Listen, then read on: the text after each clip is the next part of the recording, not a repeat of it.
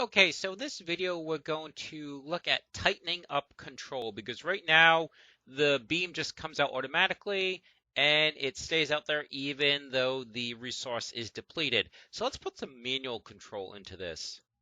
So we're going to use the mouse button and we're not going to have any kind of like first person targeting per se. Basically the beam is just going to go out and whatever hits directly in front of it is what it will mine. So let's do public key code and we'll call this fire laser. We'll save this. Script is attached to the particle system. And let's call this harvester so I can stop calling it particle system. And if we go down to the script, you see that there is this new key code. So to fire the laser, you could use the mouse button, left mouse button. You could use the keyboard. So let's actually do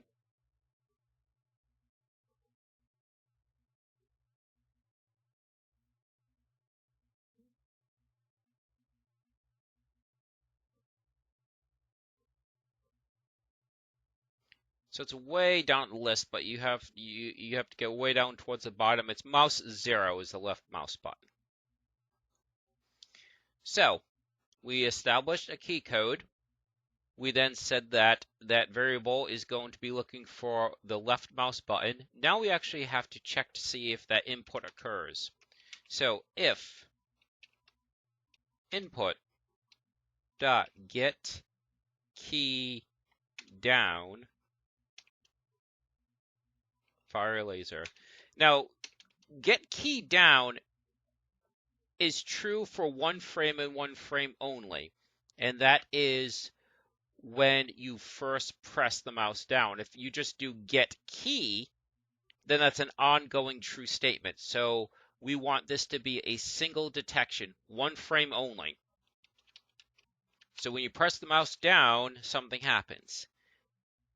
And we just take this that was happening automatically, and we pop it in here.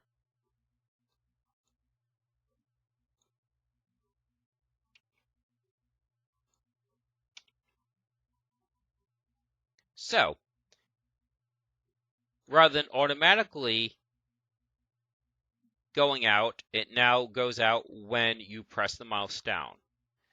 So let's run that. It's not a big improvement, but it's something.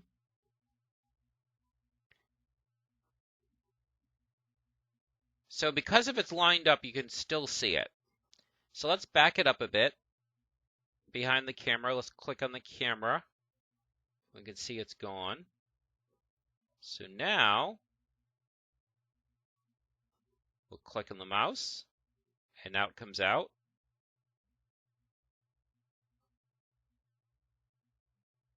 And it's gathering. So let's move it forward a little bit. Don't want to nitpick too much. And also let's increase the speed because we want that beam to come up pretty quickly. So let's bump that up to 4. And we'll run it one more time.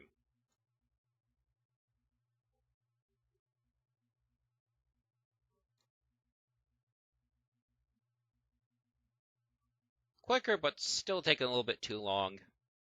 So we'll bump it up to 6 and then leave it at that. We don't want to nitpick too much. That's really a game balance issue. But now it's no longer out there by default. You actually have to trigger it. Now we're going to take this, copy, paste, and we're going to say get key up. So that's the single frame that you've let go of, in this case, the mouse button, and we'll retract it, -6. But we only want it to retract just so long. So what we're going to do is we're going to create an IEnumerator routine. Basically, it's a timer. So IEnumerator, and we'll call this stop laser. You can name it whatever you want. And we put in a timer. Yield, return, new.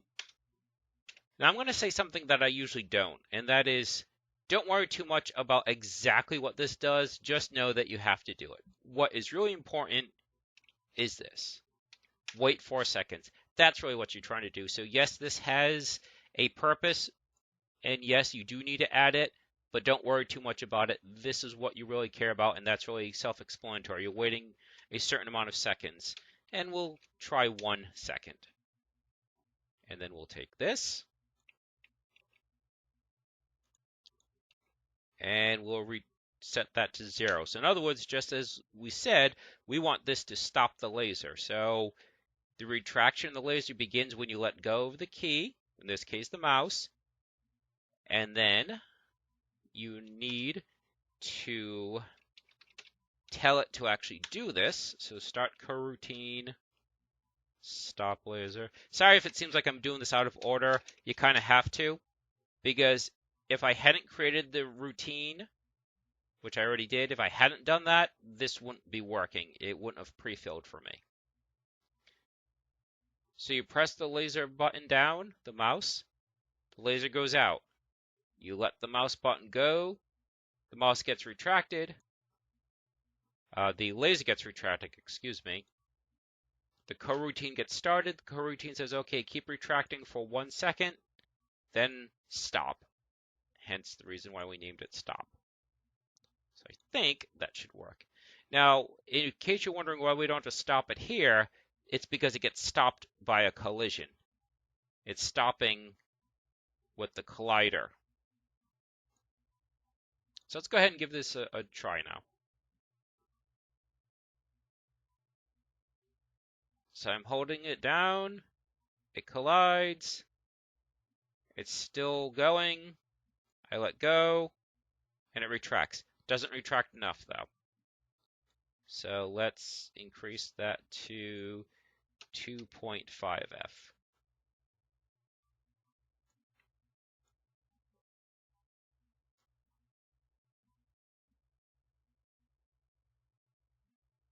Press the mouse, it goes out. I let go, it retracts. And I do want to mention that this isn't perfect yet, that there's definitely a change we're going to do a little bit later on, and that is right now, you press the laser button, okay? You press the mouse button. The laser starts to come out, but if you immediately let go of it, then it starts to retract and retracts for the full 2.5 seconds, even though you just started to press the button. So it will set the laser too far back. So we're going to have to put something in place eventually that controls this.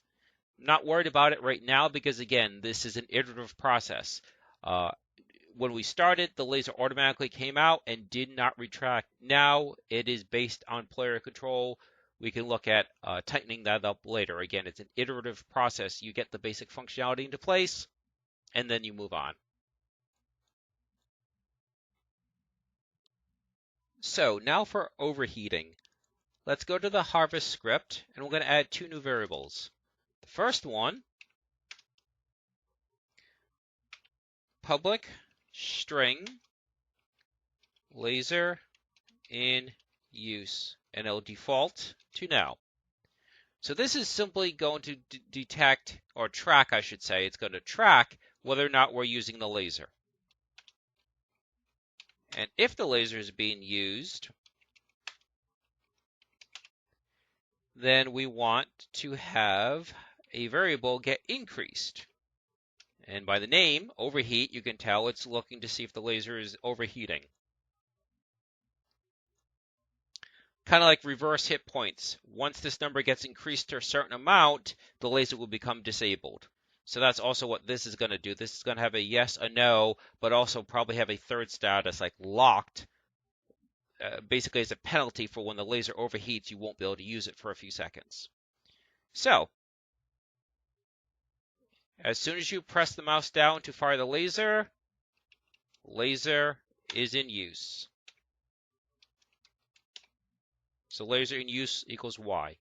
As soon as you let go of the button, laser in use equals N. Now we need to do something based on that. If laser in use equals Y,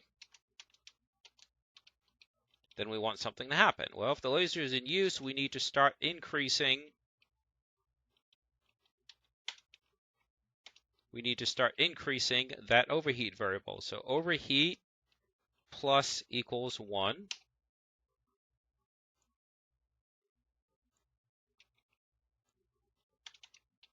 But if laser in use is equal to no, we want to subtract 1.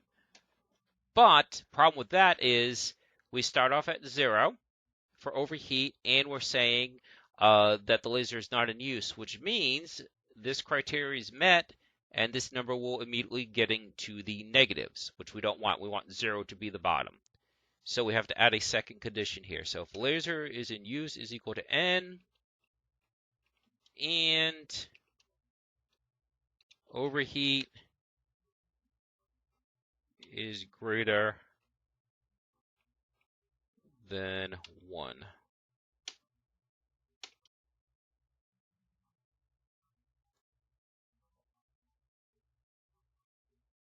That way we don't get into the negatives. Okay, so we want now is to just drop this information into the debug log, and we'll put in the word overheat. Oops, overheat is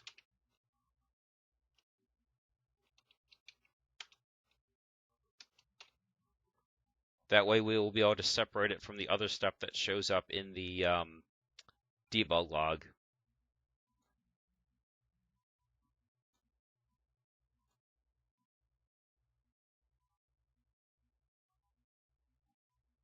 So I'm going to press the mouse, and you can indeed see the overheat there. And when I let go, it decreases and goes down to 1. So either 0 or 1 can be the bottom. We'll change that to 0.